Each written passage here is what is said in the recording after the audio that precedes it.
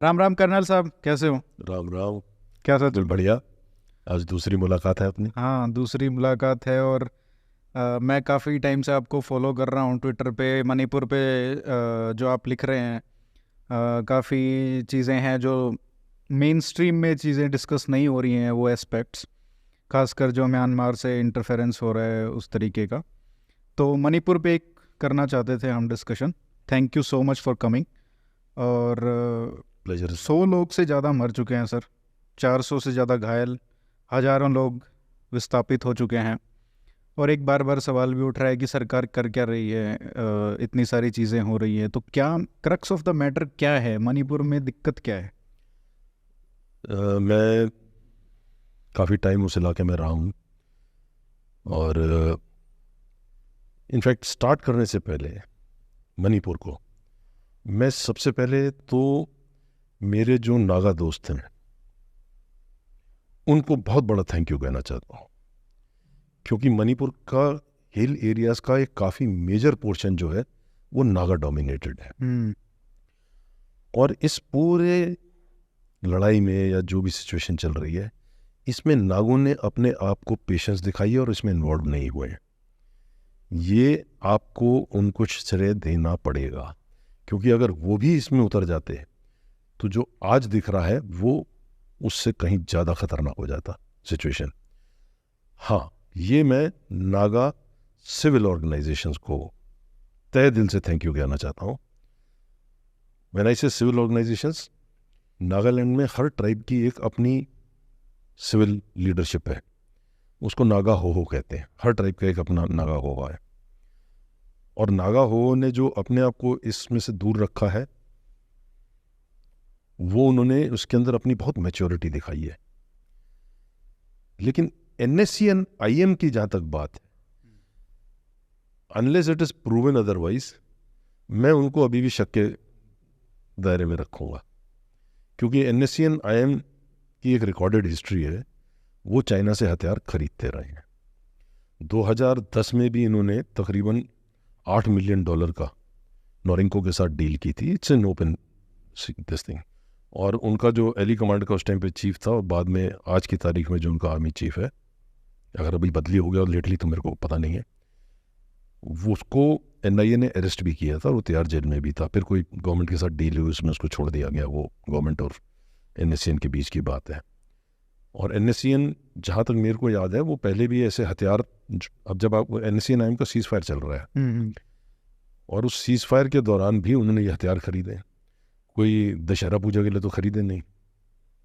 वही हथियार बाद में नक्सलाइट्स के पास भी मिले। उससे पहले ये लोग हथियारों को दूसरी सेपरेटिस्ट ऑर्गेनाइजेशंस को उधार पे भी देते थे कि आप अपना कमाओ, जो करना है कर लो, और हमारा क्या हिस्सा एक को दो, प्रीमियम प्राइस पे प्रीमियम प्राइस पे। बेचना था? ठीक है।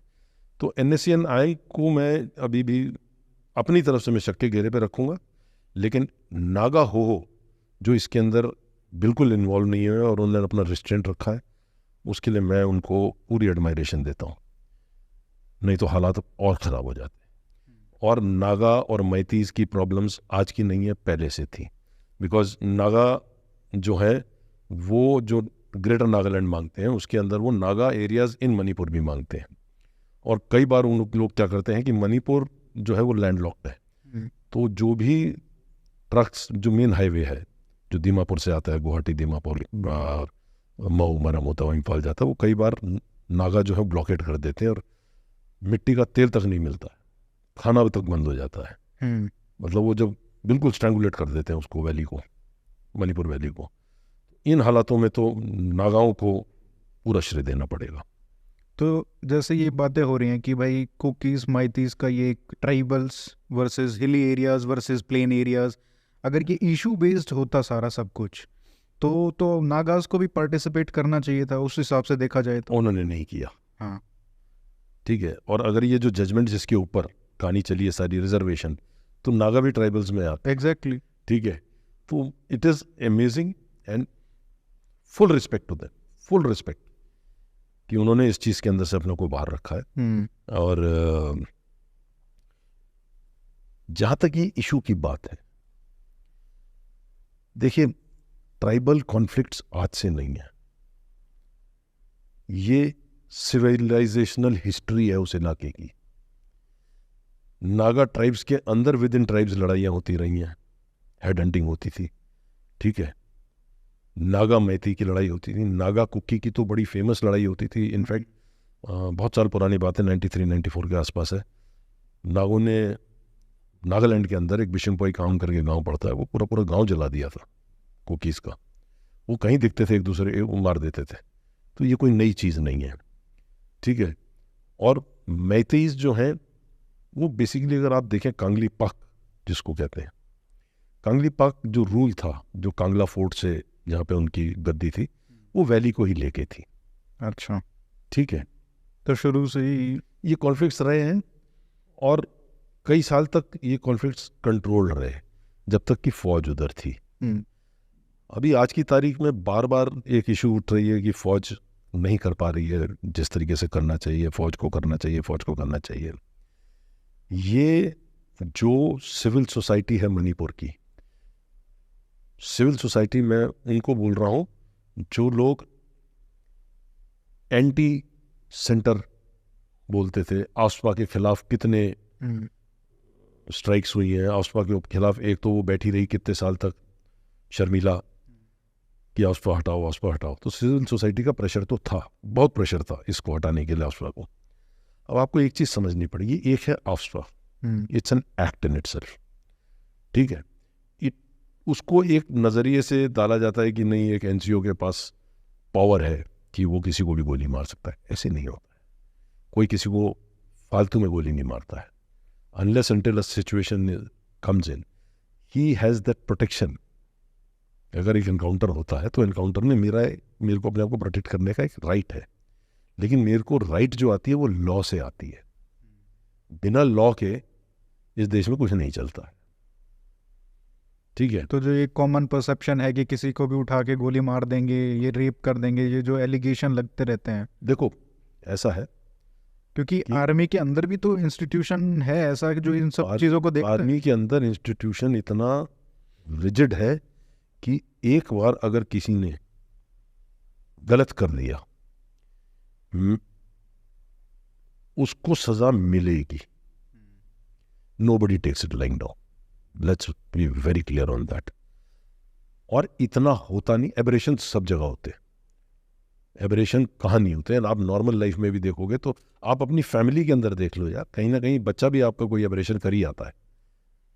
गली के बच्चे से लड़ाएगा तो आप घर में आके उसको कुछ भी नहीं तो डांट तो लगाओगे, ठीक है। हमारे टाइम पे तो पिटाई हो जाती थी, आजकल सब कुछ बैंड है, ठीक है। पर कम से कम आप बच्चे को डांट के, उसको समझा के, उसको इसके प्रोज इसके कॉन्स आप डिसिप्लिन करते हो, डिसिप्लिन कर लेते थे, ठीक है। तो फौज के अंदर भी ये सिस्टम है। फौज अगर डिसिप्लिन पे ना चले तो फौज ना रहे। No, coming back to this, AFSPA जो है वो एक प्रोटेक्शन देता है, लीगल प्रोटेक्शन। 2022 में मणिपुर के अंदर से सिविल सोसाइटी के प्रेशर के ऊपर 15 पुलिस स्टेशंस में से आफ्सपा हटा दिया गया। मैंने ऐसे 15 पुलिस स्टेशन में उनकी पूरी जुरिस्डिक्शन, और 2000 मार्च होते होते 23 होते होते 19 पुलिस स्टेशंस में से आफ्सपा हटा दिया। इसका मतलब वहाँ जो फोर्स बैठी है उनको to operate in the interest of the nation भी प्रोटेक्शन नहीं है।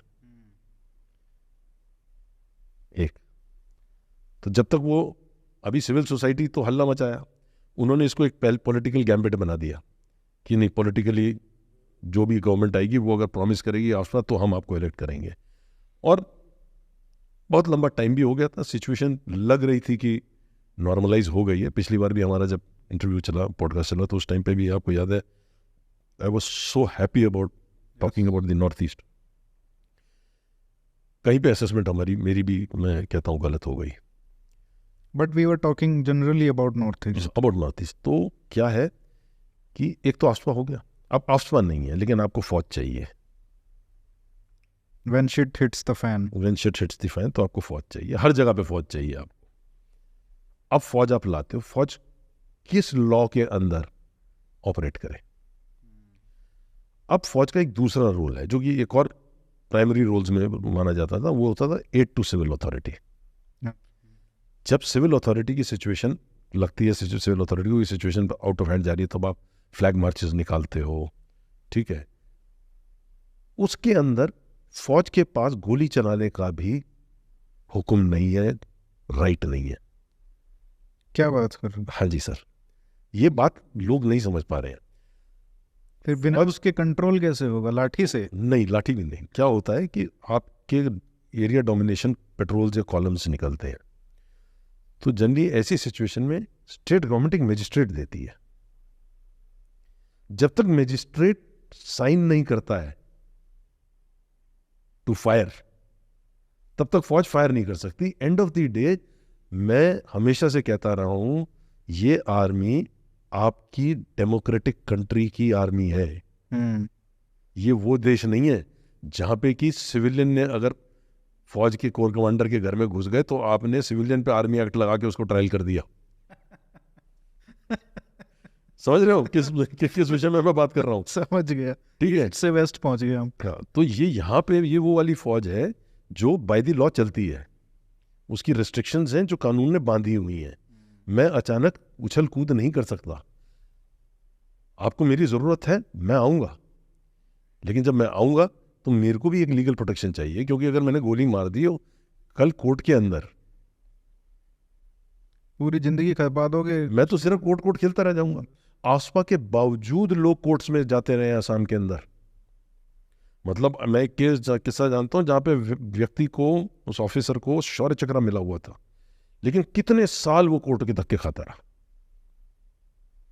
वो बेचारा ड्यूटी पे आता था, वहां से उसको वो समन आते थे कोर्ट से, वो कोर्ट में आके खड़ा हो जाता था और वो अब तो जज को ऐसे दिखाता रहता था, सर आई एम अ शौर्य चक्र sir for this same operation. मेरी ऑर्गेनाइजेशन ने मेरी एक साइटेशन लिखी है कि मैंने इस व्यक्ति को ऐसे ऐसे इनकाउंटर में मारा। आज आपका एक दो बंदे खड़े हो गए सिविल सोसाइटी वाले, ह्यूमन राइट्स वाले, और उन्होंने एक केस फाइल कर दिया कि जी साहब ये बंदा जो है इसने तो मर्डर किया था। और ये हाल तब है जब प्रोटेक्शन था, लीगल प्रोटेक्शन। जब लीगल प्रोटेक्शन था। अब पुलिस जुरिस्डिक्शन है, 4 पुलिस स्टेशन की जुरिस्डिक्शन है। एक बंदा जो है एक पुलिस जुरिस्डिक्शन में आफ्सपा है, दूसरे में नहीं है। वो बंदा इधर से भागता है, आप फॉलो कर रहे हो, वो दूसरे पुलिस स्टेशन की जुरिस्डिक्शन में चले गया जहाँ आफ्सपा नहीं है, और वहाँ गोली लग गई उसको, या उसको गोली लगी यहाँ, मरा वहाँ, और उसने बोला जी मेरे को यहाँ मारा गोली, कर लो। वही पुलिस वाला जुरिस्डिक्शन वाला खेल खेलते रहो बस। ठीक है, तो आप खेल खेलते रहो, आपके अगेंस्ट FIR है। अब आप सोचिए मणिपुर कितना बड़ा है, उसके अंदर कितने कॉलम्स घूम रहे हैं। क्या स्टेट गवर्नमेंट इतने मजिस्ट्रेट देगी पर कॉलम? ये जो सिविल सोसाइटी आज पहले रो रही थी कि आसपा हटाओ आसपा हटाओ, मैंने इसे civil society they basically human rights fronts. ठीक है, कहीं से फंडिंग आती है, ये तो इस गवर्नमेंट ने इनकी फंडिंगें बंद कर दी हैं जो बाहर से आ रही थी। आज की तारीख में आप उस जवान की हालत देखो, आप उस ऑफिसर की हालत देखो।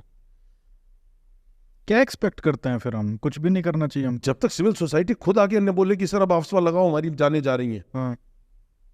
वही सिविल सोसाइटी जो कल आफ्सपा हटाना चाहती थी, क्योंकि उन्होंने तो बरगला दिया लोगों को, अब फिर बरगला रहे हैं फौज के खिलाफ। भाई फौज भी तो लॉ से चलेगी ना। क्या ये पूरी टेरिटरी फौज के लिए कितनी हॉस्टाइल है? देखो, हॉस्टिलिटीज हमेशा से थी। आपको एक सिंपल सा किस्सा बताता हूं। ये जो अभी लेटली दिखाई दिया आपको कि एक जगह पे 20 सेपरेटिस्ट पकड़े, ठीक है, और लेडीज ने आके घेर लिया। आप अगर मेरी उस कंपनी कमांडर की सिचुएशन में होते, आप क्या करते? आप क्या उन औरतों को गोली मार देते? It is better to let go today.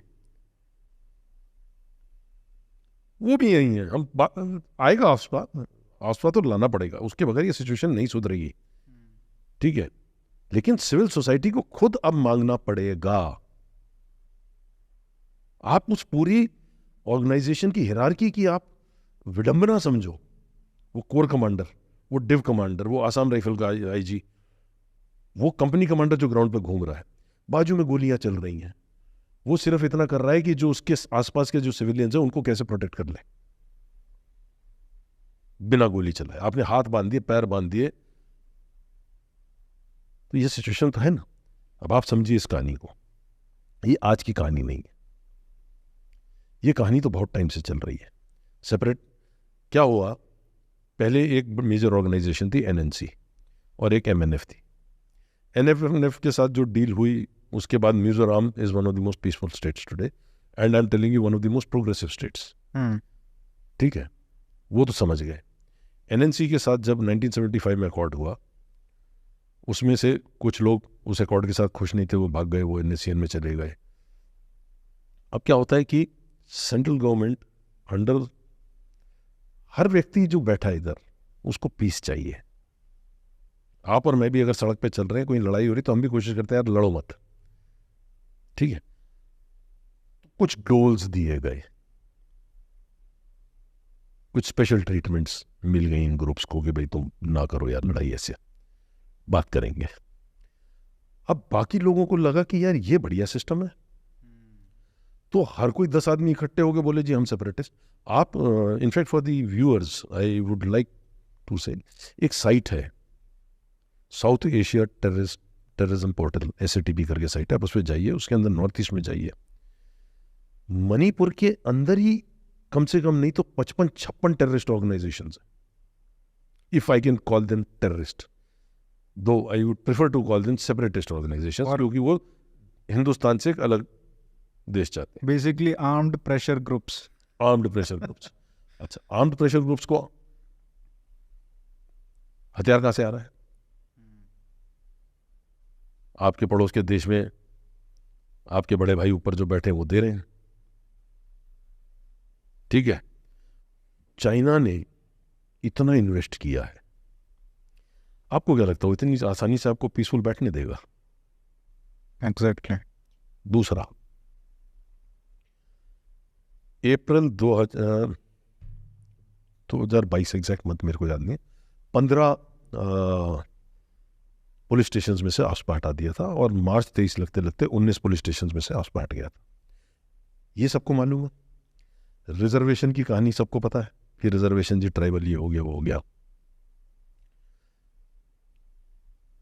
एक हाई कोर्ट ने, और वो भी मैतेई जज नहीं है, वो जज नॉन मणिपुरी है, उसने एक जजमेंट दे दी कि जी मैतीस को भी ट्राइबल स्टेटस लागू हुआ है। ये सिर्फ एक फ्लेयरिंग पॉइंट था, और सिर्फ सजेशन दिया था, और सजेशन दिया। इट्स नॉट इम्प्लीमेंटेशन नहीं है। हाँ, it's not an implementation order, ठीक है। एक मणिपुर में जर्नल निकलता है, Imphal free press. It is like a watch dog,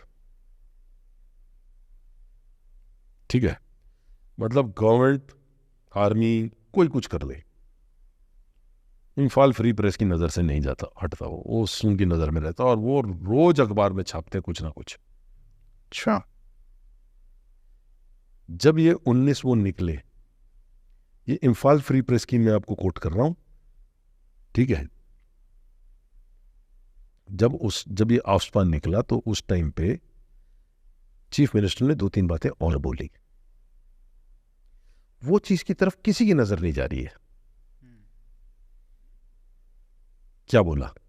एक, जितने हिल एरियाज हैं उसने रिक्वेस्ट की local Manipuris, that includes Kuki, Bengal, Meitei, Naga, it's a diverse group there, कि आपके यहां जो इलीगल माइग्रेंट्स हैं उनको आप डिटेंशन सेंटर्स, या एक और शब्द यूज किया उसने, रिहेबिलिटेशन सेंटर्स, कैंप्स भी, कैंप्स, उनके अंदर आप इनको छोड़िए, ये इन्फ्लक्स को आप बंद करें, जो म्यांमार से आ रहा है, जो म्यांमार से आ रहे हैं, खास करके चूड़ाचांदपुर और थौबल और इस बेल्ट के अंदर, ठीक है। दूसरा उसने बोला कि म्यांमार में जो सिचुएशन खराब है, वहां से जो रिफ्यूजीज हैं, अब दो चीजें हैं, एक इलीगल माइग्रेंट है जो आके बस गए, ठीक है, अच्छा, और एक है जो रिफ्यूजीज हैं जो मजबूर हैं आने, जो मजबूर हैं क्योंकि वहां सिचुएशन खराब है। तो उन्होंने बोला इनको आप डिटेंशन सेंटर्स में और उसमें डालिए, और जो रिफ्यूजीज हैं उन्होंने बोला कि आप लोग अलग से रिपोर्ट कर दें, हम आपको अलग से आई कार्ड देंगे, जब तक सिचुएशन म्यांमार में खराब है तब तक ठीक है, जब ठीक हो जाए तो आप चले जाना वापस, बट आपको इंडियन सिटीजनशिप नहीं मिलेगी। ये बात तो कोई कवर ही नहीं कर रहा ना। तो कहीं तो बेसिक प्रॉब्लम इन्फ्लक्स की ही थी, जो आज एक हमारे जनरल साहब हैं L N Singh ji, lieutenant general L N Singh, वो बेचारे रोज बोलते हैं तो लोग उनको भी ट्रोल कर देते हैं, ठीक है, वो गलत थोड़ी बोल रहे हैं। There is a problem. ये द एंटायर कंट्री समझती है इस बात को कि legal immigration has become a problem. आपको याद है पिछली बार हमने यूरोप को लेकर बात की थी, मैंने इंग्लैंड देखो फ्रांस में क्या हो रहा है, आज फ्रांस में देख लो, ठीक है, देश देश नहीं तो दुनिया समझ रही है। वो तो वहां पे जब वो वेलकम किए तब ये है, हम तो वेलकम भी नहीं कर रहे हैं। तो आपको क्या लगता है? अच्छा, थैंक्स टू दी अंग्रेज, आप अफ्रीका देख लो, आप एशिया देख लो, जहां से गया वहां सीधी लाइन खींच गया। अब कम्युनिटीज जो थी वो डिवाइड हो गई, कुछ उधर है कुछ उधर है, यहीं के रिश्तेदार उधर हैं, उधर के रिश्तेदार इधर हैं। अगर आप म्यांमार का इंडिया के साथ का बॉर्डर एरिया देखें तो वहां पे कोई डेवलपमेंट तो आपके ऊपर जबरदस्ती थोपी जाती है। लोग वैसे भी खुश थे, ठीक है, आपने बोला जी इंटरनेट देख लो, आपको जरूरत है नहीं है, आप देख रहे हो, ठीक है। वहां आप मानिएगा नहीं, इस पूरे बेल्ट में, ठीक, वहां नमक भी नहीं मिलता। दोनों साइड? उस साइड, अच्छा, म्यांमार साइड, यहां से नमक स्मगल होता है, यहां से चावल स्मगल होता है, यहां से लिटरली खाने की पूरी रसद यहां से वहां जाती है। अब जो बंदा वहां बैठा हुआ है उसको कुछ नहीं मिल रहा है, हाँ, बट उसका exposure to the new world हो गया है। Why should he stay there? वो जंगल में एक छोटी सी मुश्किल से 1 बीघा जमीन पे बैठा, 12 आदमियों का घर, नफरियों का घर, उसमें से क्या उगाएगा और क्या खाएगा? हर कोई चाहता है कि मेरी आने वाली जनरेशन को कुछ बेटर प्रोस्पेक्ट हो, और वो सुनता है देखता है अपने रिश्तेदारों से जो अक्रॉस द बॉर्डर, तो नेचुरली वो इन्फ्लक्स तो होगा। तो कभी कभी लोगों के रिश्ते जो हैं वो देश के ऊपर चले जाते हैं। मेन कहानी क्या हुई है? एक ही इन्फ्लक्स है, ठीक, जिसको स्टेट गवर्नमेंट सीरियसली छोड़ना चाहती थी, रोकना चाहती थी, ठीक, लेकिन it is not suiting some people. दूसरा है कि म्यांमार के अंदर हथियार बहुत है, ऊपर से आ रहा है, चाइना से आ रहा है, ठीक है, 2012 तक रोका भी गया, ठीक है। एक कंट्री ने आपके अगेंस्ट पिछले 40-50 साल से इन्वेस्टमेंट कर रखी है, वो अपनी इन्वेस्टमेंट ऐसी वेस्ट जाने देगा? मैं पॉलिटिकली इनकरेक्ट नहीं होना चाहता हूं, पर चर्च का इन्फ्लुएंस बहुत है। अब आप देखिए ना, नागालैंड का क्या है, NSCN का क्या डिमांड है? नागालैंड फॉर क्राइस्ट उनके झंडे पे है। कुकीज अब क्या कह रहे हैं? Kuki land for Christ. भाई इसमें रिलीजन कहां से आ गई यार? अब तक तो ट्राइबल स्टेटस की बात तो रही थी, अब ये रिलीजन कहाँ से आया? अब ये रिलीजन कहां से आ गई? क्योंकि आप एक कॉमन पॉइंट पे सबको यूनाइट करना चाहते हो। जैसे मैंने आपको बोला ना कि नागाज एक झंडे के नीचे यूनाइटेड है, that is Christianity has done good for them, not a good for, मैं ये मना नहीं करूंगा, क्योंकि वो जो हेड हंटर्स थे कि पड़ोस के गांव से 4 सर काट के अपने घर के सामने लगा लिए, अगर आप वहां से जर्नी देखें और आज तक की जर्नी देखें तो definitely they have a role to play, they have played a wonderful role. Education लाए उधर, इसमें कोई शक नहीं है, ठीक है, बट अगर एक ट्राइब उसके बैनर के नीचे बात करती है तो कहीं गड़बड़ है। अब इसमें एक बात हो रही है, आपने देखा आज क्या जो अमेरिका के जो यहाँ पे राजदूत हैं, उन्होंने कहा कि अगर भारत को हेल्प चाहिए तो we are ready to help. क्या उसमें भी उनकी तरफ से भी ये मतलब एक स्टेटमेंट है, but it's very problematic statement. देखिए ऐसा है, चर्च ऑफ अमेरिका जो है नॉर्थ अमेरिका, उसका बहुत इन्फ्लुएंस है, CNI, ठीक है, ऐसे ही और चर्चेज हैं। अगर वो उस बूथे पे बोल रहे तो उनको लगता है कि वो इन चर्चेज को इन्फ्लुएंस कर सकते हैं, टू कंट्रोल द सिचुएशन, मुझे लगता नहीं है वो हो पाएगा. And in any case it is our internal problem. हाँ मतलब मुझे तो ये भी नहीं लगता कि वो आउट ऑफ कंसर्न कह रहे हैं. No no, it is our internal problem. हाँ वी विल वही सॉर्ट इट आउट. बिल्कुल. But we will sort it out. My personal belief is, ये मेरी अपनी पर्सनल बिलीफ है, मैं ये फौज की तरफ से रिप्रेजेंटेशन करके नहीं बोल रहा हूँ. जिस सिविल सोसाइटी ने, जिन ये ह्यूमन राइट फेसेस जो थे सो कॉल्ड, जिन्होंने आसपा हटाने की बात की और अब आज वही रो रहे हैं कि नहीं आर्मी कुछ नहीं कर रही है, they better go back to say कि आसपा लाओ. क्योंकि अगर मेरी फौज लीगली कवर्ड नहीं है तो आप एक्सपेक्ट मत करिए कि एक्सपेक्ट मत करिए. वो करेंगे अपना काम, वो प्रोटेक्ट करेंगे, लेकिन जिसको कहते हैं क्रम्पल दी, वो नहीं होगा. बट ये कुकीज ही क्यों कर रहे हैं इसमें? मतलब सबसे बड़ी बात है, एक तो चलो लुंगीज जो कहते हैं जो म्यांमार से आ रहे हैं उनका है, लेकिन ये इस टाइम पे एकदम से ऐसे कैसे इग्नाइट हो रहा है? ये मैं कह रहा हूं ना, कई सालों से सिमरिंग है. हाँ. क्योंकि ये जो इलीगल इमिग्रेंट्स हैं वो कौन है? ये तो कुकीज, उन्हीं को चुभ रही है बात. और ये वहाँ म्यांमार वाली साइड में भी क्रिश्चियंस हैं. म्यांमार वाली साइड में क्रिश्चियंस नहीं है, they are just tribals. Tribals है. वहाँ पे बुद्धिज्म ज़्यादा है, बट बेसिकली ट्राइबल. वहाँ तो यार म्यांमार का इन्फ्लुएंस कितना है बॉर्डर एरियाज पे, if actually look at it, कितना इन्फ्लुएंस है. They don't have any presence much है, स्केलेटल है. अच्छा. मतलब आप ये देखो ना कि जहाँ नमक भी यहाँ से जाता हो, तो उनको क्या फर्क पड़ता है कि उधर से तो कोई आएगा नहीं, इधर से ही जाएंगे. उनको तो यहाँ से मतलब है ना, बिकॉज उनकी इकोनॉमिक्स, उनका सारा सस्टेनेबिलिटी सब कुछ तो यहाँ से है. और ये चल रहा था एज अ ह्यूमैनिटेरियन इशू, कोई कुछ बोलता भी नहीं था. और फिर रिश्तेदारियां भी थी, ठीक है. बट अब इतना इन्फ्लक्स एकदम हो गया है, तो कहानी सारी वहां से आई है, जो मणिपुर गवर्नमेंट ने रोकने की कोशिश की. रोकने की कोशिश. वो है मेन क्रक्स वहां से चल मेरे हिसाब से. और भी रीजंस हो सकते हैं, बट अगर आप बैकग्राउंड में जाए तो ये जो आसपा हटा दिया वो एक लोगों की पर्सनल विक्ट्री थी. जैसे JNK के अंदर भी हर पॉलिटिकल पार्टी आती है, वो एक चीज बोल के आती है कि हम आसपा हटाएंगे. यहां पे भी पॉलिटिकल पार्टीज आई आसपा हटाने की बात करके, और यहाँ सिचुएशन ऐसी थी कि लगा कि हटा सकते हैं, क्योंकि वहां पे एक और कॉन्सेप्ट है हमारा. क्या होता है कि आप 70 साल से टेररिज्म देख रहे हो उधर, उसको पहले इंसर्जेंसी कहते थे, सेपरेटिज्म कहते थे, अब फाइनली लोगों ने टेररिज्म बोलना चालू कर दिया है. आप 10 को पकड़ते हो, 50 और बन जाते हैं, क्योंकि वेपन्स तो रुक नहीं रहे और अच्छे वेपन्स आ रहे हैं.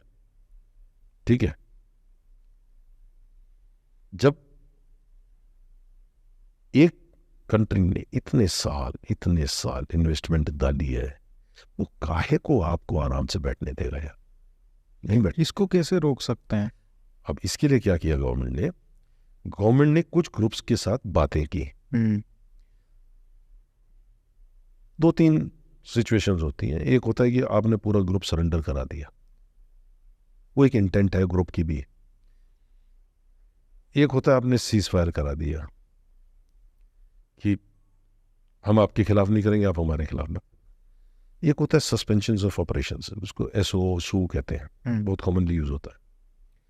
आपने ग्रुप को बोला जी कि आप और हम सस्पेंशन ऑफ ऑपरेशंस करते हैं, हम आपके अगेंस्ट ऑपरेट नहीं करेंगे, आप हमारे मत करिए, आप पीसफुली रहिए, बातचीत चलेगी जब तक चलती है, till we come to a logical end. तो आप इनको कैंप्स दे देते हो. उस कैंपिंग कैंप्स के अंदर आप इनके हथियार नहीं लेते हो, क्योंकि as part of the deal वो हथियार नहीं डालेगा. हथियार डाल दिया तो उसकी बात करने के लिए जो उसके पास वो है वो तो चले गया ना एडवांटेज. उसका स्ट्रॉन्ग पॉइंट क्या है कि he is a man with the weapon. तो आपने सस्पेंशन ऑफ ऑपरेशंस कर दिए, लेकिन कहानी तो वहीं फंसी हुई है, अभी भी is a man with a weapon on the ground.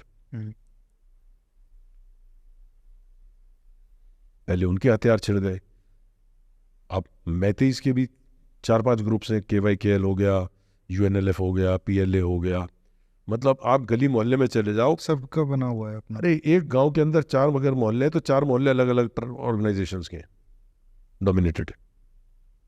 अच्छा, वर्स्ट इज इनका एक कॉन्सेप्ट है मीरा पाइबी। मीरा पाइबी, अच्छा, द मदर्स एसोसिएशन। ओके। ये जब औसपा था हम तब भी देखते थे, और आज तो सबने सरेआम देख लिया। तब बोला नहीं जाता था, आज लोगों ने देखा है। ये लेडीज का ग्रुप होता है गांव के अंदर, औरतों का, और ये रात को चौकीदारी करती हैं। अच्छा, हर गांव के, जैसे पूरा गांव है गोल चक्कर में मानो, तो हर उसके ऊपर एक एक घर के उधर एक ड्यूटी होती है। फोर्स जब इंफॉर्मेशन पे लेकर अंदर आती है तो ये वहाँ पे लोहे के थालियां बजानी चालू करती हैं और पूरे गांव को अलर्ट कर देती है कि फौज इधर से आ रही है। और फिर सारी औरतें जाग के रात को थालियां बजा के फौज का सामना करने लगती हैं और टेररिस्ट जो है वो नीचे से निकल जाता है। ये क्रॉस ट्राइब्स है मतलब? ये मैतीस के बीच में है ज़्यादातर। अच्छा, क्योंकि बाकी तो हिल ट्राइब्स है ना, हिल के अंदर तो क्या है, पहाड़ है। आप कहीं से भी आओगे, कोई कुत्ता भौंक देगा, कोई कुछ भौंक देगा, कुछ ना कुछ होगा, निकल आती है। फिर हट्स होते हैं, वो गांव जो है वो जैसे एक नॉर्मल गांव इकट्ठा होता है, तो उनके थोड़े कुछ इकट्ठे होते हैं, कुछ फ्रिंजेस पे भी होते हैं। और मतलब वो अपने जैसे राजस्थान में ढाणिया टाइप के छोटे छोटे क्लस्टर्स। फिर रास्ते जो पुराने छोटे गोट ट्रेल्स हैं वो हैं। तो आप जब गोट ट्रेल से आते हो तो कोई ना कोई एक वहाँ पे घर होता है, जो कि एक्चुअली में, मतलब मैं आपको बताता हूँ, जैसे हमने कैंप रेड करना था तो हमको ये पता था कि हम इस रास्ते से गए तो इस रास्ते में इस घर में वॉकी टॉकी के साथ बंदा होगा। एक कैंप है जो मेन कैंप है, उसके आगे सैटेलाइट कैंप्स हैं छोटे छोटे, और सैटेलाइट कैंप्स के आगे छोटे छोटे गांव हैं। उन गांव के अंदर इनके OGW, ओवरग्राउंड वर्कर्स हैं। अगर फोर्स आती है, फोर्स को इस गांव से उस कैंप तक जाने में 2.5 से 3 घंटे लगते हैं। जंगल के अंदर बिहाड़ में कैंप होगा, मतलब आपको इतने घने जंगल हैं कि मेरे को लगता नहीं कि कई साल तो सूर्य देवता ने वहां पे जमीन पे सीधी लाइट मारी होगी, इतने घने जंगल है। तो उसमें क्या ही अब ये यहाँ से रेडियो सेट से पास कर देता है कि फोर्स इधर से आ रही है। हमको एक कैंप रेड करना था तो हम एक दिन पहले पूरी फोर्स को लेके बिल्कुल अलग दिशा में गए। इंफॉर्मेशन बहुत एक्यूरेट थी कि ये यहाँ से घुसेंगे, मतलब यहाँ पे इनके बंदे हैं जो अलर्ट कर देंगे। उसके बाद हम एक पूरी रात चले हैं पैदल, सारे गांव को छोड़ते हुए, नदी नालों में से होते हुए कैंप पर रेड मारने के। इतनी प्लानिंग करनी पड़ती है क्योंकि पीछे हुए हैं।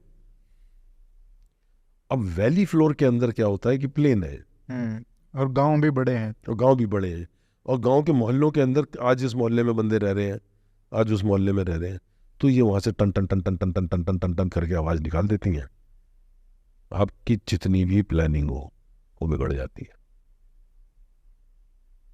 बहुत प्लानिंग के साथ बिल्कुल स्मॉल टीम कॉन्सेप्ट से अंदर जाओ, तब तो आप उठा सकते हो, और उठा लिया तो निकलना मुश्किल, क्योंकि एक ने घंटी बजा दी थाली तो सबकी थाली बज गई और सारे इकट्ठे हो गए। तो अभी देखा ही जो हुआ। और अब ये जो किया है ये अब ओपनली हुआ है। अब तो ये, मतलब पहले तो लोग बोलते नहीं थे, आज अच्छा हुआ कि ये हो गया, कम से कम दुनिया को नजर तो आया कि ये भी चल रहा है।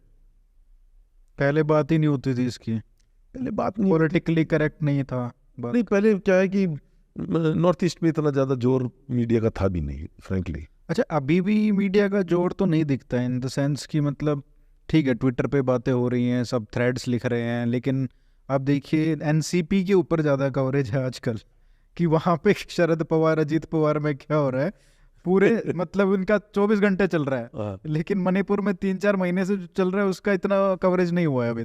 देखो, मणिपुर की जो सिचुएशन है वो इनकी अपनी देन है, इनको ऑफस्पाल लाना पड़ेगा, नहीं लाए तो फिर स्टेट गवर्नमेंट, अगर मैं एक सिंपल सी बात कहता हूँ, इतने बड़े स्टेट के अंदर अगर 150 कॉलम निकलने हैं एरिया डोमिनेट करने के लिए, और 150 भी मैं बहुत कम बोल रहा हूँ, वो बहुत बड़ा स्टेट है, ठीक है, तो आपको 150 तो मजिस्ट्रेट देने हैं।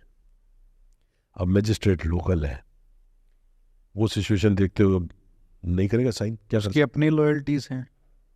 चलो मजिस्ट्रेट है, मैं इसलिए उसकी क्वेश्चन नहीं उठाऊंगा, पर वो नहीं करता अगर साइन, क्योंकि कल उसको तो वहीं रहना है। उससे तो वही रहा है, कल आप चले गए बोलेंगे तू साथ में था, ठीक है, तेने कोई फायर के ऑर्डर दिलवा दिए थे, क्योंकि वो ऑर्डर राइटिंग में होता है, और वो जो कंपनी कमांडर जो होता है वो उस ऑर्डर को लेके जेब में रखता है, और ऑफिस में जाके फाइल होता है, कल कोई केस हुआ तो भाई मेरे को मजिस्ट्रेट ऑर्डर थे, he was the representative of the state.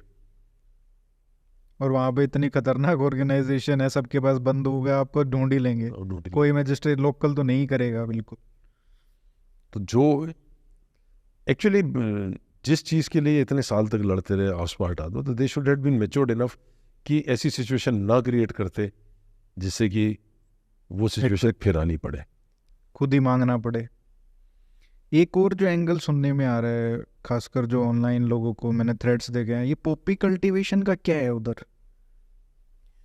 जो मैं आर्टिकल की बात कर रहा हूँ हाँ। उसके अंदर ये भी लिखा है कि स्टेट गवर्नमेंट ने बोला कि पॉपी कल्टीवेशन को रिपोर्ट करो।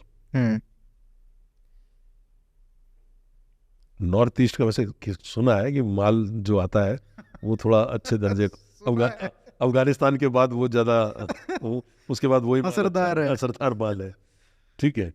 तो जहाँ टेररिज्म होगी वहाँ नैर्को तो होगा ही, that is why it's a very commonly used word narco terrorism, ठीक है। पैसा अच्छा है, ब्लैक मनी इजी है। इजी नहीं, ऐसा है चाइना फ्री में तो देगा नहीं, मुझे पैसा लेता है। एक ऑर्गेनाइजेशन है, उसको अपने आप को सस्टेन करना है। पहले वहाँ पे कॉन्सेप्ट है टैक्स का, उसको अब रंगदारी कह लो हमारी भाषा में, लेकिन वो एक टैक्स का कंसेप्ट है। हर मारवाड़ी बिजनेसमैन, हर गवर्नमेंट एम्प्लॉई, हर आदमी से जिस एरिया में जिस टेररिस्ट ग्रुप का इन्फ्लुएंस है वो वहाँ से टैक्स कलेक्ट करता है, हफ्ता बेसिकली रंगदारी। क्योंकि इनको भी इतने कार्डर्स हैं यार, एक अगर ऑर्गेनाइजेशन के पास 1000, 1200, 2000, 3000 कार्डर है, उनको कैंपों में खाना भी तो खिलाना है, कहाँ से आएगा? पैसा तो चाहिए। तो ये टैक्सेशन सिस्टम चला रखा है इन्होंने। मैं थोड़े बेहतर उसमें बोल दूं कि पैसा अगर भगवान नहीं तो भगवान से कम नहीं, क्योंकि वो असली में जिस भाषा में बोला गया आजकल लोग नाराज हो जाएंगे बोलने पे। पैसा तो चाहिए। Easy money comes from narco. तो ये दोनों चीज़ें पैरेलल चल रही हैं। हेरोइन को रिफाइन करने के लिए केमिकल आता है, उसके लिए भी पैसा चाहिए। तो ये स्टेट गवर्नमेंट इस पे क्रैकडाउन करने वाली थी, एटलीस्ट रिपोर्ट तो करो। मतलब जब इन्होंने आसपा निकाला है तो स्टेट गवर्नमेंट को मालूम था कि ये इश्यूज हैं जो इफेक्ट कर सकती हैं। और इजी मनी की आदत है, अब कैसे जाने दें? फिर लोगों की दुकानें बंद हो जाएंगी यार। कहानी कहीं और से है। रिजर्वेशन तो एक इशू बना दी गई है, जहाँ इतना सबको मिल रहा है, अगर उसमें मैतेई को भी मिल गया तो क्या हो गया? एंड ऑफ द डे वो भी उतने ही उस इलाके से हैं। जस्ट बिकॉज कि आप पहाड़ में रहते हो और वो प्लेन में रहते हैं, उस हिसाब से तो राजस्थान के मीणों को तो मिलना ही नहीं चाहिए था एसटी स्टेटस। समझ रहे मेरी बात? तो अगर अब लद्दाख में सारे लद्दाखी जो हैं उनको ट्राइबल स्टेटस है। एरिया का होता है। हिमाचल में आप कितने डिस्ट्रिक्ट? मजेदार बात यह है कि जब वो स्टेट में होते हैं उनको टैक्स नहीं लगता है, जो स्टेट से बाहर आते हैं तो टैक्स लगता है, ठीक है। तो उनको क्यों नहीं फायदा हो? वो तो एक इशू बना दिया। एक सेक्शन ट्विटर पे ये भी है कि कुछ लोग इस इशू को उठा रहे हैं कि ये हिंदू वर्सेस क्रिश्चियन भी कुछ एंगल है, ऐसा भी है क्या? यार ऐसा कोई एंगल नहीं है। अच्छा। हर कोई अपने अपने उसमें रहता है। एंगल बनाने में कितनी देर लगती है? अब जैसे कश्मीर में कहते हैं कि अगर एक फौजी की शेडो भी एक औरत में पड़ जाए तो साला रेप का चार्ज लग जाता था एक टाइम पे। तो आप तो किसी चीज को भी बना दो। और ट्विटर पे तो ऐसे तगड़े तगड़े वॉरियर्स हैं, हाँ, जिनको मतलब देखो ऐसा है, जो आपके यहाँ का माहौल है आप उस टेम्पलेट को उस माहौल में नहीं डाल सकते हो। पर ये फैक्ट है कि म्यांमार से ग्रुप्स आए हैं अंदर, हथियारों के साथ आए हैं, इन्फ्लक्स हुआ है। इन लोगों के पास नमक नहीं है लेकिन हथियार है। पॉपी है ना। गजब। तो इसका एक ही सॉल्यूशन है, प्रोटेक्शन, लीगल प्रोटेक्शन आर्मी को चाहिए, देना पड़ेगा। और मतलब मेरी राय है, ये मेरी अपनी राय है, ये मैं फौज की रिप्रेजेंटेशन नहीं बोल रहा हूँ, क्योंकि मैं उधर ऑपरेट किया हुआ हूँ, मैं उससे लेकर जानता हूँ। और एज आई सेड, ये फौज आपकी फौज है, ये एक डेमोक्रेटिक कंट्री की फौज है, ठीक है, ये बाय लॉज के गवर्नेंस से चलती है। ये वो रैम्बो वाली फौज नहीं है कि उठे और चलो जी करके आ गए, ऐसे नहीं होता है। इसमें सरकार देर क्यों कर रही है? फिर लगा देना चाहिए फिर से। यार इस चीज़ का जवाब मैं नहीं दे सकता, ये जवाब सरकार ही देगी। मैं तो, लोग मर रहे हैं, देखो कि कोई भी मरे, एक आदमी भी मरे वो ठीक नहीं है, पर जिस तरीके से मर रहे हैं, अब जैसे पीछे एक सर काट के खूंटी पे लगा दिया, ये इनका सिविलाइजेशनल जीन है।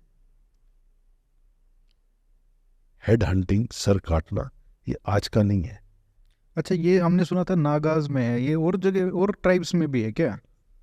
यार ये है तो रिश्ते में एक ही ना। हाँ, आपने एक ट्राइब, एक सेक्ट ऑफ लोगों को कुकी बोल दिया, एक सेक्ट ऑफ लोगों को नागा बोल दिया। नागा के अंदर भी अब मैं बोलूँगा 16 ट्राइब्स होती हैं, तो कल बेचारे नागे मेरे पीछे पड़ जाएंगे कि नहीं सर हमारी तो 158 ट्राइब। हाँ, ये एक्चुअली इनका identity formation is very recent. हाँ ठीक है, वो identity formation in the sense कि as a Naga identity, as a Naga identity, exactly. Overall आप बोलते हो नागा, ठीक है, लेकिन विद इन दी नागाज उनकी अपनी अपनी ट्राइब्स और बड़ी स्ट्रांग वो हैं। अगर आप कभी नागालैंड गए हो तो आप देखिएगा कि सारे के सारे गांव बिल्कुल टैक्टिकली बने हैं। जनरली क्या होता है कि गांव जो है नदी के पास होते हैं, क्योंकि बिन पानी आप रह नहीं सकते हो, लेकिन इनके सारे गांव पहाड़ों के ऊपर है, टॉप पे।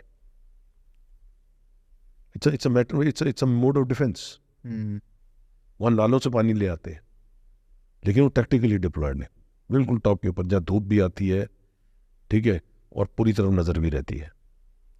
अरे ये मार के लाशें लाके उनके टुकड़े करके उनको खेत में डालते थे फर्टिलाइजर की तरह। ये सिविलाइजेशनल है। ये जो आप बोल रहे हो कि लोग कहते हैं अरे यार वो सर काट दिया, टांग दिया, ये सिविलाइजेशनल जीन है। It used to be very normal. It used to be normal. That is where I say कि चर्च जब आई तो चर्च ने इस चीज के ऊपर बहुत काम किया और ये बंद करवाया,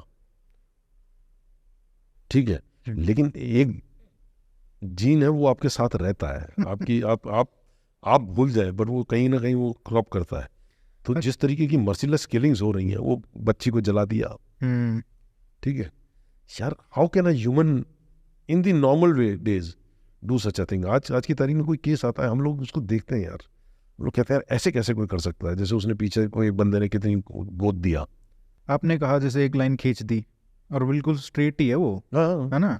वो वाटरशेड प्रिंसिपल होता है कि जो पहाड़ के टॉप है उससे आपने खींच दिया, ये जब क्लाउड पे बारिश हुई, क्योंकि पहले सारी लड़ाई पानी की होती थी, हाँ, तो पहाड़ के इस तरफ का पानी तुम्हारा है, पहाड़ के इस तरफ का पानी हमारा है, तो उन्होंने उसी सबसे लाइन खींच दी। थागला रिज भी वैसे खींची है, जो आपकी मैकमोहन लाइन है, वो भी पहाड़ के टॉप के ऊपर से खींची है। अब within our North East states, क्या वहाँ पे भी रीऑर्गेनाइजेशन से कुछ चीज़ें सॉल्व हो सकती हैं? रीऑर्गेनाइजेशन किस चीज़ का? मतलब जैसे अलग अलग ट्राइब्स हैं, क्या उनके अलग अलग स्टेट्स टाइप का बना के? देखिए एक टाइम था ये थ्योरी चल जाती, आज की तारीख में we are a global village यार। Clearly we are not the way things are happening. It is not the way things are happening. अब आप कोई लटका हुआ उस कहानी को लेके तो एक अलग बात है, और आप अगर एरियाज बांट भी दोगे ट्राइब वाइज, कितने स्टेट बनाओगे? क्योंकि ट्राइब के अंदर भी छोटे अलग अलग ट्राइब्स हैं। जिलियांग अलग है, रोंगमाई अलग है, वो जिलियांग रोंग कहते हैं। और ऐसे तो गांव के क्लस्टर्स मिक्स्ड हैं, तो हर कोई बोलेगा जी मैं नेता। चुप। या तो आप पंचायत सिस्टम कर दो, लोकल लेवल बॉडी पे प्योरली पंचायत सिस्टम हो जाए, तब तो फिर भी कुछ समझ में आता है। बट अगर आपने डेफिनेशन ऑफ बाउंड्री तो नागा तो कह ही रहा है कि मेरे को तो मेरे तो म्यांमार में भी नागा है, कुकी कह रहा है मेरे म्यांमार में नागा है, कुकी है, तो वो कहता है जी उनको भी लाओ। यार ये डिवीजन कब तक करते रहोगे? रीजनल और लैंग्वेज लिंग्विस्टिक जो डिवीजन हुआ है वो एक्चुअली गलत हुआ है। आपको अब आज की तारीख में तमिलनाडु की अपनी इश्यूज हैं, द्रविडियन वाली इशू चला दी है, हिंदी नहीं बोलेंगे जी हम। आप चले जाइए साउथ में, उनको हिंदी की अंग्रेजी भी आती होगी, आप बात करो वो फिर भी आपसे नहीं बात करेंगे, वो अपनी भाषा में बात करेंगे। अरे भले मानस में बाहर से आया हूँ यार। अब जैसे नागाज में हर ट्राइब की अपनी भाषा है। अच्छा। और कुछ ट्राइब्स में तो मजेदार बात यह है कि विद इन द ट्राइब जो औरतें हैं उनकी एक अलग सीक्रेट भाषा है। क्या बात कर रहे हैं? हाँ, वो औरतें औरतों से बात करती हैं, वो अब लड़कों को नहीं सिखाती वो भाषा। सीरियसली? सीरियसली। बट नागाओं ने अपने लिए कॉमन लैंग्वेज बना ली, नागामीज, जिसके अंदर हिंदी, नेपाली, कुछ नागाओं के वर्ड्स वो करके उन्होंने अपने कम्युनिकेशन के लिए एक सेंट्रल लैंग्वेज बना ली। बढ़िया है। अच्छा, वहाँ पे लोगों को हिंदी आती है सब जगह नॉर्मली आती है, क्योंकि इंटीग्रेशन लाइक बच्चे आते हैं इधर। इंटीग्रेशन तो एक अलग बात है, एजुकेशन सिस्टम भी तो गया है ना, एजुकेशन सिस्टम भी गया है ना। तो जो साउथ वाला रेजिस्टेंस है वो वहाँ पे नहीं है, लैंग्वेज का है एटलीस्ट। लैंग्वेज का नहीं है इतना। अच्छा, हमने जैसे पिछली बार बात की थी कि कितना डेवलपमेंट, आप बहुत पॉजिटिव थे, कितना सारा डेवलपमेंट हुआ है एटलीस्ट इंफ्रास्ट्रक्चर में 2014 के बाद, और उससे कितनी सारी पॉजिटिव चीज़ें हुई हैं। लेकिन ये जो सेटबैक है, ये बहुत बड़ा सेटबैक है एक्चुअली में। इनफैक्ट आप ये सोच लो कि आपने एक स्लेट के ऊपर कुछ लिखा था और पूरी स्लेट मिट गई है। और सबसे पहले जो पीस आएगी वो इन कम्युनिटीज के अपने लीडर्स को आगे बढ़ के आना पड़ेगा। देखो, फौज भी आप घुसेड़ दोगे, कहानी क्या होगी, ये सारे फिर मिल जाएंगे और आप अगेंस्ट हो जाओगे। नेचर है ये, ह्यूमन नेचर है। लेकिन एज ऑफ नो सबसे पहली चीज जो है वो है कि ये जो मैडनेस हो गई है इसको कंट्रोल करने के लिए इन्हीं के अंदर से कम्युनिटी लीडर्स को आना पड़ेगा। भाई मैं बीच में रेफरी रोक सकता हूं, लेकिन कबड्डी तो चलेगी ना, क्योंकि रहना तो साथ में उनको, और रहना साथ में, आने वाले समयों में भी साथ रहना है। और ये जितना लंबा चलेगा उतने ही टेंशन्स, मतलब आप ये लगा लो कि 2 महीने और चला तो 2 डेकेड और दिक्कत रहने वाली तो बढ़ेगी। देखो मैंने क्या कहा, प्रॉब्लम्स तो थी, ये जो फ्रैक्चर लाइंस थी ये तो थी। मैं आपको बता रहा हूं, एक दिन मैं इम्फाल से जफामा आना था, कोहिमा, वहाँ एक ब्लू लाइन बस चलती है, तो सुबह सुबह मैं बस में बैठा और मेरे को दोपहर तक पहुंचना था। अब इम्फाल से निकलते साथ ही कुकी एरिया आता है, कुकी एरिया के बाद नागा एरिया आता है। एक नागा आया और ड्राइवर का जो इंजन वाला पोर्शन होता है, आगे 2 सीटें सी नहीं होती हैं साइड में बैठने के लिए, जो फ्रंट फेसिंग नहीं होती, साइड फेसिंग होती, ड्राइवर को देखते हुए। वो आके, ये सुबह 6 बजे की, 6:30-7 बजे की बात है, वो आया शॉल ओढ़ के और वो लेट गया जैसे दारू पी के पड़ा हुआ, आवाज नहीं निकाली, और उसने हवा में सूंघ लिया कि अब मैं नागा एरिया में आ गया हूं। और उसके बाद उसका रंग देखना था। तब तो ये सूंघ ले। एक इनका मिनिस्टर होता था के होलोवन, सेमा मिनिस्टर था नागालैंड में।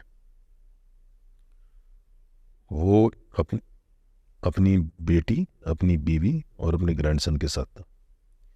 दीमापुर में वो जैसे ही बाहर निकला, थोड़ी सी सिमरिंग टेंशन थी, उसके कॉन्वॉय पर अटैक हो गया, उसमें उसकी बीवी और उसकी बेटी मर गई, और शायद ग्रैंडडॉटर भी मर गई। अब दीमापुर बेसिकली सेमा डोमिनेटेड है, उधर कुछ बस्तियां इनकी तांगखुल्स की भी हैं। तांगखुल्स बेसिकली उखरूल से होते हैं, दे प्रेफरेबली क्वालिटी युखरूल, ठीक है। हम लोग उखरूल बोलते हैं, वो युखरूल बोलते हैं, क्यों बोलते हैं समझ नहीं आया। तो and Tangkhuls are one of the toughest warriors in that area. मतलब अगर नॉर्थ ईस्ट में कोई वॉरियर, जिसको वॉरियर कह सकते हो, तो वो तांगखुल से। And predominantly NSC and IIM के अंदर तांगखुल ही ऑफिसर कार्डर है। अच्छा। बट ऑलो ऑन सेमा था। जैसे हुआ, रातों रात जितने उखरूल बस्तियां थी दीमापुर के अंदर और आसपास के एरिया सब काट दिए, रातों रात। लिटरली काट। रिवेंज। रिवेंज। एक किस्सा बताता हूँ आपको, ये आओ एरिया का किस्सा है, किताब में लिखा हुआ है, मैंने कहीं पढ़ा था। 2 गांव के बीच में लड़ाई हो गई। एक गांव ने दूसरे के 2 सर काट दिए, ले आए। फिर वही विलेज लीडर्स, कम्युनिटी लीडर्स की डिस्कशन हुई, सर के बदले सर चाहिए, इससे नीचे बात ही नहीं करना। ना बात ही नहीं होगी। हाँ। ठीक है, अब सर तो देना है, अब अपना तो दूंगा नहीं, मैं अपने किसी को तो दूंगा नहीं। तो ये आसाम में घुस के वहां से 2-4 असामियों को उठा के ले आए और बांध के एक जगह रख दिया और उनको बोला कि या 3 सर पड़े ले जाओ। वो आए, 3 को काटा, गुस्सा ठंडा हो गया, रिवेंज हो गया। लॉजिक कुछ नहीं है इसमें। लॉजिक कुछ नहीं है, पर है। ये पुराने जमाने की बात कर रहा हूँ मैं, हाँ। अभी की नहीं बात कर रहा हूँ, पुराने जमाने की बात कर रहा हूँ। ये ऐसे होता था, मतलब सर काटना कोई बड़ी बात नहीं थी, बहुत आम बात थी। मतलब तुमने मेरे इधर से ये उठा लिया, मैंने तुम्हारा ये उठा लिया, बस इतना ही है। हाँ, अब जो जनरेशन आई है वो इन चीजों को समझती है कि ये गलत है, ये पुरानी बातें हैं, लेकिन वो ट्राइबल लॉज हैं, वो वैसे ही एडजस्ट होता है। अब इधर भी कहानी वही, मतलब बेसिकली मैं ये उसकी ग्रूसमनेस नहीं बता रहा हूँ, मैं ये बोल रहा हूँ कि उन हालातों में भी कम्युनिटी लीडर्स बात करके उसका एक कॉम्प्रोमाइज सॉल्यूशन निकालते हैं। यहां पे भी आज जो मणिपुर में हालात हैं, फौज, स्टेट गवर्नमेंट, सेंट्रल गवर्नमेंट तब तक कुछ नहीं कर पाएगी जब तक कि खुद ये कम्युनिटी लीडर्स अपनी ईगोज साइड में करके टेबल पे बैठ के बात नहीं करें। End of the day peace talks can only be talked in a peaceful manner. तलवारें और बंदूकें निकाल के नहीं होगी। आपने ये सब ट्राइबल लॉज की बात की, अभी सबसे ज़्यादा मामला जो चल रहा है यूनिफॉर्म सिविल कोड का, वहाँ पे कैसे लागू होगा फिर? देखो यार, ये बड़ी, इससे तो और आग लगने वाली है फिर। देखो ऐसा है, the nations, the societies, the communities, the civilization has moved a long way. तो अभी जो जनरेशन है दैट विल एक्सेप्ट इट। मैं जो आपको बोल रहा हूँ ना, जो पुराने लॉज, पुरानी हाल, मैं जो आपको सारी सिचुएशन बताई, पुरानी बातें की हैं, ठीक है, कुछ 40 साल पुरानी है, कुछ 100 साल पुरानी है, ठीक है, लेकिन अब जो हालात हैं, अब लोग पढ़ गए हैं। पहले इनका एक्सपोजर, आप देखो कितने साल लगे इनको, you Indians and me Nagas, या you Indians and me Meitei, you Indians and me Kuki, जो भी है, वो अपने आप को एक सेपरेट उसको करते हुए इनका एक्सपोजर हुआ। यहाँ पे बच्चे आने लगे, काम कर रहे हैं, दे आर गेटिंग। पहले हमारे ही लोगों ने, और मुझे इस बात का बहुत खेद है और गम भी है इस बात का, कि हमारे ही लोगों ने जब ये इधर आए तो हमने इनको एक्सेप्ट नहीं किया, क्योंकि मैं इनके साथ बैठता था, इनके पास अच्छा बोलने के लिए कुछ नहीं था। जब तक हम अपना व्यवहार ठीक नहीं करेंगे, हम उनको एक्सेप्ट नहीं करेंगे। They are very averse to a word called chinky. हमारे यहाँ कोलोकियल है, वी डोंट रियलाइज कि एक शब्द किसी के दिल को कितना चुभ सकता है। हम लूजली बोल देते हैं, जस्ट टू डिसरिस्पेक्ट। नहीं, नॉट डिसरिस्पेक्ट, एक स्वीपिंग वो है कि नहीं, अरे ये तो नेपाली है, कैजुअली। हाँ ये तो तंबी है। अब वो इतने सारे ट्राइबल्स है, सारे एक से दिखते हैं, किसको क्या मालूम ये गोरखा है कि नेपाली है कि ये नागा है कि मीजो है कि वो है, तो ऐसा बात तो कभी की नहीं, कभी बात तो की नहीं, कभी आपका आदान प्रदान तो हुआ नहीं। जब ये आने लगे, किसका आदान प्रदान था? बेसिकली हमारे जैसे फौजियों का था, या वो जो मारवाड़ी जो वहां बिजनेस कर रहे थे, ठीक है, टूरिज्म था नहीं उधर। तो अब जब ये इधर आते थे, लोग कोलोकियली बोल देते थे, अरे चिंकी है। आधों को यही नहीं पता कि मिजोरम किधर है और नागालैंड किधर है और त्रिपुरा किधर है और अरुणाचल किधर है, ठीक है। गलती हमारी भी थी, क्योंकि हम लोगों को भी एक्सपोजर नहीं था। अब सिचुएशन चेंज हो रही है, अब वो भी थोड़े अप्राइज हो गए, वो भी लॉ समझते हैं। और हमारे लोगों में भी बदलाव और है। क्रिश्चियनिटी का, मैं देख क्रिश्चियनिटी की दोनों चीजें, मैं बार बार कहता हूं, चर्च ने उधर बहुत डिविजन्स कर दी हैं। अगर 150 सेक्ट्स ऑफ चर्च है, पेंटाकोस्टल हो गया, CNI हो गया, प्रोटेस्टेंट हो गया, आपस में भी चलता रहता है इनका। वो अलग कहानी है, क्योंकि हर कोई अपना अपना एरिया बढ़ाना चाहता है, जितने उनके नीचे उनके फॉलोअर्स हो जाए। ठीक है, तो वो चर्चेस में भी डिविजन्स है, लेकिन चर्च ने डेफिनेटली, आप देखो ना, एक सिविलाइजेशन क्या होती है, डेवलप होती है, उसको कई मिलीनिया लगते हैं। ये टोटली आइसोलेटेड थे जब तक ब्रिटिशर्स नहीं आए, और पिछले 150 साल में ये उस लेवल से आज इस लेवल पे आए हैं। One of the best minds, one of the great educationists, आपका one of the best football player of India was a Naga. ठीक है, आज की तारीख में डॉक्टर्स हैं, इंडियन आर्मी में कितने डॉक्टर नागा से आ रहे हैं, मणिपुर से आ रहे हैं। वो अभी एक वो शांति प्रिय सपम कर्नल साहब का एक चल रहा है, आप उस आदमी का एंग्विश समझो यार, वो आदमी ने सारी ट्राइब के लोग कमांड किए हैं। That is really painful video to watch actually.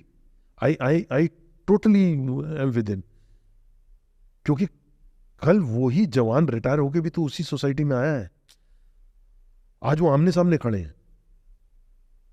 अगर ये फौज के अंदर बॉनहोमी हो सकती है कि सारे एक साथ रह रहे हैं, एक साथ चर्च जाते हैं, एक साथ फेस्टिवल्स मनाते हैं, तो सिविल सोसाइटी में क्यों नहीं हो सकता?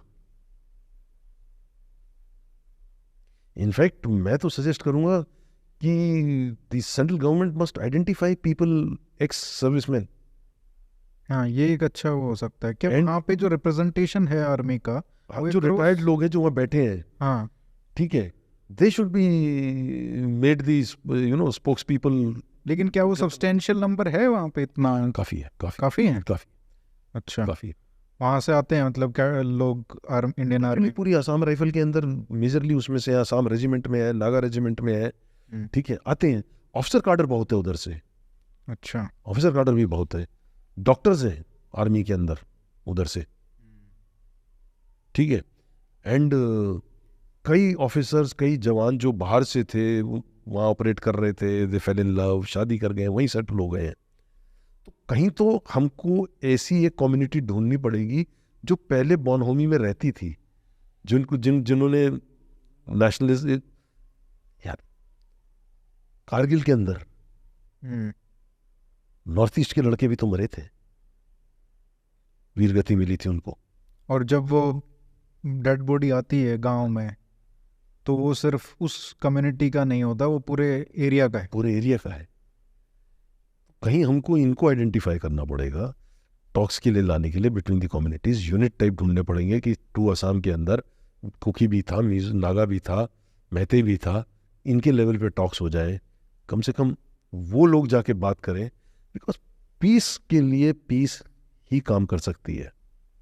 ये ब्रिलियंट सजेशन है। गोली से नहीं चलेगा, और नहीं हुआ तो फिर आसपास लाना पड़ेगा, प्रेसिडेंट रूल करना पड़ेगा, बिना प्रेसिडेंट रूल के काम नहीं होगा।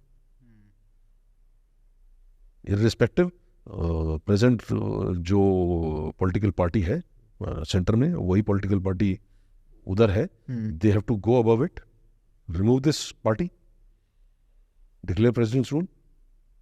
ये सैक्रिफाइस तो करना ही पड़ेगा, कुछ तो सैक्रिफाइस करना पड़ेगा पीस के लिए। बट मेरा मानना आज भी है, देयर आर सेन पीपल। ये जो फेंस सिटर्स बैठे हैं, जो समझ नहीं आ रही, उनको उठ के बात करनी पड़ेगी।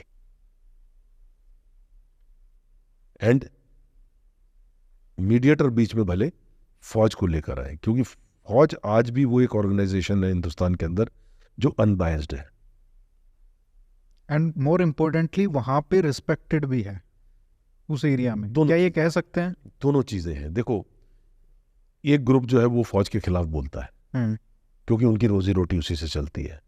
एक ग्रुप ऑफ पीपल वो है जिनकी फौज से रोजी रोटी चलती है। ठीक है, और एक मेजॉरिटी जो है वो फेंस सिटर है, वो इस लड़ाई में फंस गई है।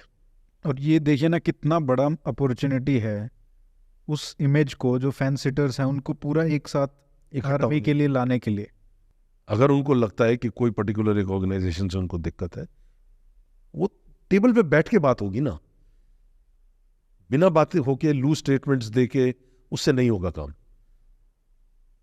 Community leaders have to come up. मैं तो रादर कहता हूं कि जो नागा जो इस टाइम पे जिन्होंने इतनी मैच्योरिटी दिखाई है, they should come in between and talk as mediators between the two groups. इससे बेटर चीज नहीं हो सकती।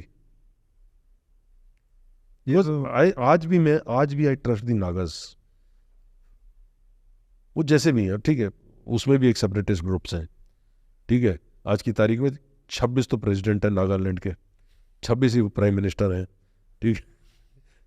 तो इतने ग्रुप है, सबके अपने अपने एक एक प्रेसिडेंट प्राइम मिनिस्टर है। और जैसे अपने यहाँ पे बोलते हैं ना, हर कोई चौधरी है। हाँ, अपने वहाँ पे हर कोई चौधरी है, ठीक है। लेकिन उनके अंदर भी सेन लोग हैं। नागा हो एक बहुत इंपॉर्टेंट ऑर्गेनाइजेशन है। It's a very well oiled, very well, और बड़े सेन लोग बैठते हैं उसके अंदर। मतलब जैसे अपने होता है ना गाँव के अंदर कि उस बूढ़े से बात करनी, पंचायत के पास जाके बात करेंगे यार, वहाँ पे वो लोग हैं, उनको इन्वॉल्व कर लो, दोनों तरफ से बात करेंगे। अच्छा, फिर उसमें क्या है, इंटरकास्ट में कम्युनिटी मैरिजेस भी हैं। जैसे एक टाइम पे मेरे को याद है कि सिचुएशन इतनी ख़राब थी नागा और मैथियों के बीच में, फाइनली जब वो जो चीफ मिनिस्टर लाए, वो लाए जो कि मैथी था और नागा से ब्याया हुआ था। तो इस तरीके के इनोवेटिव आइडियाज तो निकालने पड़ेंगे। हैं ऑप्शंस हैं, बट मैडनेस जो हुई है एकदम स्पार्क, ठीक है,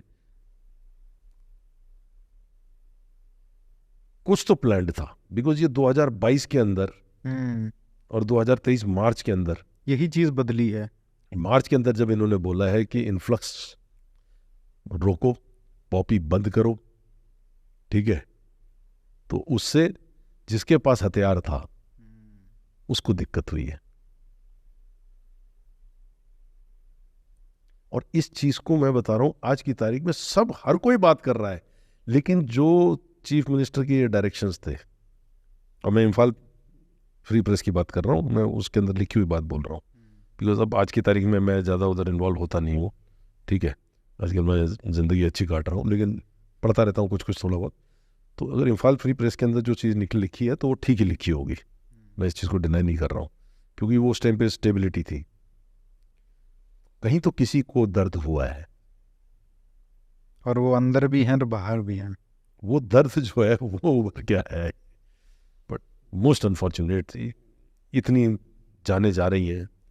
नहीं, मुझे लगता है कि ये जो एस्पेक्ट्स आप लेके आए हो, आप मेरे मतलब बात करने का एक उद्देश्य यही था कि जो आप बता सकते हो वो सारे जो आर्म चेयर एनालिस्ट हैं वो नहीं बता सकते, क्योंकि आपने ग्राउंड पे वहाँ पे रहे हो, आप इन लोगों से इंटरेक्ट किया, आप इनको जानते हो।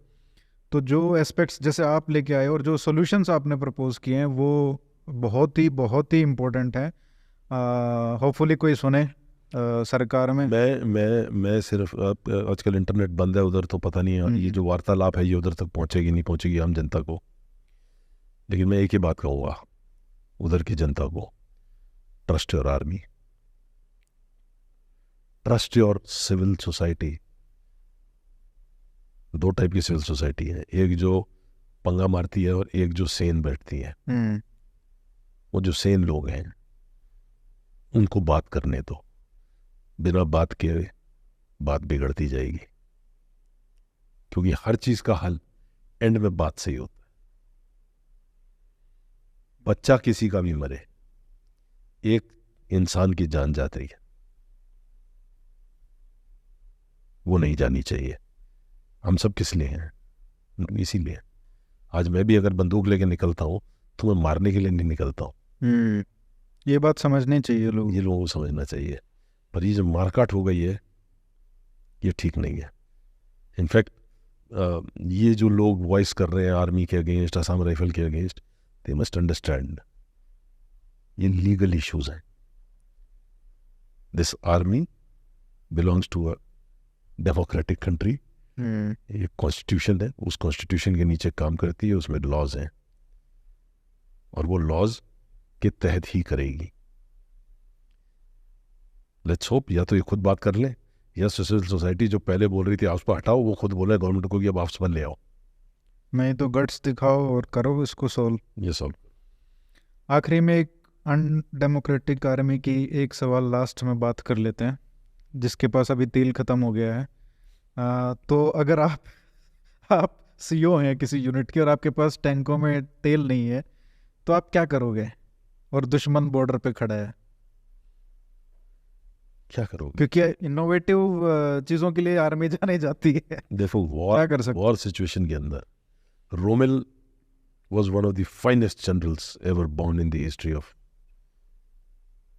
ठीक है, military history, non military history rather. वो क्यों हारा? तेल नहीं था, रसद नहीं थी, रिपेयर्स के लिए पार्ट्स नहीं थे, उसके बाद जो अवेलेबल था वो डिसइंटीग्रेट होता गया धीरे धीरे धीरे धीरे धीरे धीरे, खत्म हो गया। आज भी मिलिट्री हिस्ट्री में रोमेल पढ़ाया जाता है। Lessons have to be learned from the history. In any case, India, उनका तेल खत्म भी हो जाए, उनको चिंता नहीं करनी चाहिए, क्योंकि हमारी फॉरेन पॉलिसी में ऐसी सिचुएशन में जब किसी का हथियार गिर गया हो तब मारने की आदत नहीं है। ये महाभारत से चला आ रहा है। हमने निहत्थे पे कभी हाथ नहीं उठाया। तो गरीबों का तेल नहीं है तो नहीं है, तो नहीं है, क्या करेंगे? हम मारेंगे नहीं। सो अनफॉर्चुनेट। चलिए सर, बहुत बहुत धन्यवाद एनलाइटनिंग सेशन के लिए। और जो हमने बातें की वो ऊपर तक पहुँचे, लोगों में, कम से कम लोगों तक पहुँचे तो वो कुछ प्रेशर बने। Thank you so much sir. नमस्ते, जय हिंद।